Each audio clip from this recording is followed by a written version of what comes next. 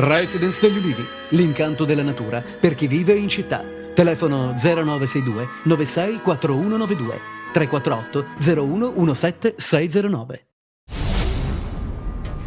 Al PD non servono statue di sale ma forze fresche, è quanto ha sostenuto Walter Veltroni ieri a Reggio Calabria. Stimo il commissario del PD Adriano Musi, ha proseguito Veltroni, che conosco da anni. Le scelte che ha fatto e che farà sono quelle che corrispondono al rilancio del PD. Non credo che la situazione difficile in cui si trova il partito derivi dalla mancanza di quei personaggi che chiamai statue di sale. Abbiamo bisogno, ha concluso Veltroni, di un PD e di un centrosinistra aperto ed innovatore.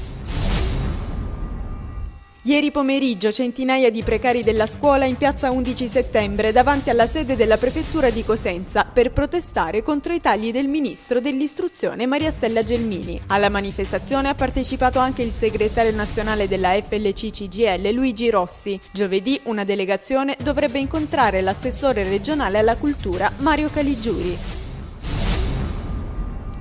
Il Consiglio regionale ha approvato all'unanimità una legge sulla pubblicità della situazione patrimoniale di consiglieri e assessori esterni. La norma, proposta da rappresentanti di vari schieramenti, riguarda anche i sottosegretari regionali ed i rappresentanti di nomina del Consiglio regionale in vari enti. Inoltre, il presidente Francesco Talarico ha annunciato l'introduzione sin dalla prossima seduta consiliare del question time.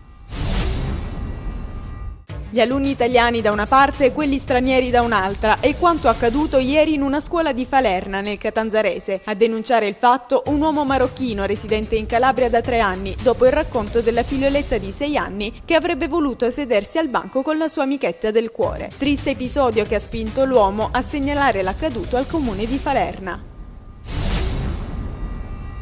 Si è svolto a Cosenza l'incontro tra l'Assemblea dei Sindaci e gli amministratori locali della provincia per chiedere che si attui una sinergia al fine di mettere in atto una task force che esamini i progetti presentati dai comuni per il ripristino e la difesa del suolo. Oltre al dissesto idrogeologico si è parlato di avanzare una richiesta formale alla Regione per esaminare e approvare un progetto di integrazione a sostegno dei precari della scuola utilizzando i fondi europei.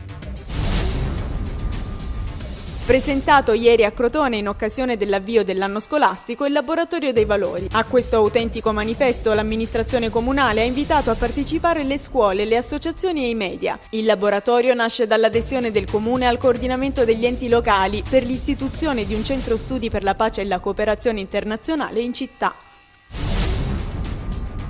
È stata scongiurata la protesta dei farmacisti della provincia di Crotone che dal 15 settembre avevano annunciato il ricorso all'assistenza in diretta. Dopo un incontro in prefettura, la Federfarma ha deciso di sospendere la protesta grazie anche all'impegno dell'ASP di pagare alcune spettanze dovute. Per uno sciopero che finisce un altro in arrivo, quello dei benzinai, che resteranno chiusi dal 15 al 17 settembre.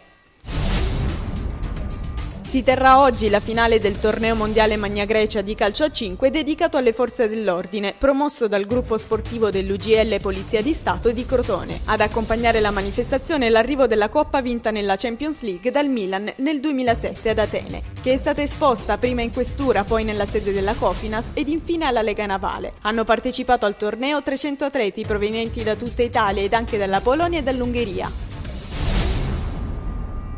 Nel posticipo del quarto turno della Serie B Win il Crotone ottiene la prima vittoria in campionato regolando 3-1 il Modena. I rossoblù passano in vantaggio al 25esimo grazie ad una punizione geniale di Cutolo. I canarini pareggiano sul finale della prima frazione con Pasquato, sempre su calcio piazzato. Ma gli uomini di Menichini si riportano avanti ancora con Cutolo al 63esimo e chiudono i conti nel recupero con Ginestra dal dischetto. Con questo successo il Crotone sale a 6 punti in classifica.